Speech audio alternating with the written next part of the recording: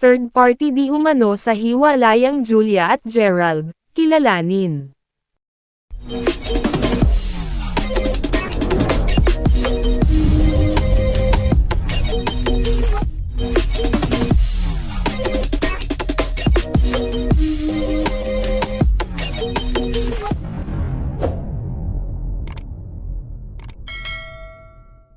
Julia Barreto at Gerald Anderson, kumpirmadong hiwalay na.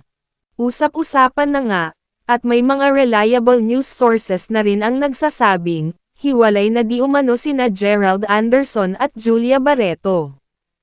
Ito ay kumpirmado na.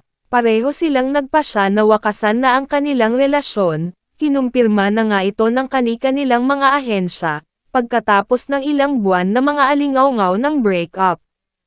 Ayon sa Star Magic noong September 18, "We request the public to respect their decision and refrain from spreading false narratives."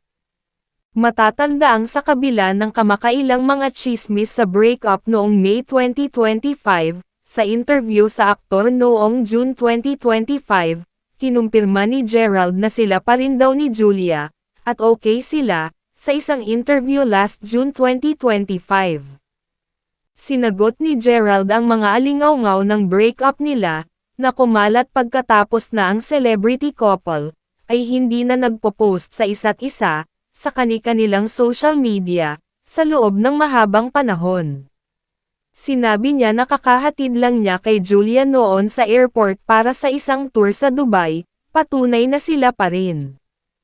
Ngunit ngayong September 18 ay tinuldukan na ng tuluyan ang balita sa pagitan ng celebrity couple.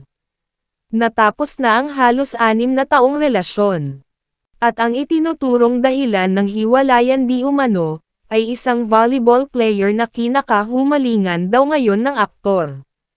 Ayon sa mga report, ay mukhang ito ang naging dahilan kung bakit lumayo na si Julia Barreto kay Gerald Anderson nang malaman na nagiging sobrang close ang aktor sa nasabing volleyball player, sa kadahilanang sa gym na pagmamay-ari ni Gerald, nagte-training ang team ni Vonnie Gandler.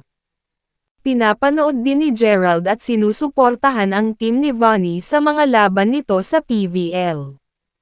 Ang volleyball player nga kaya, ang rason ng hiwalayan ng celebrity couple.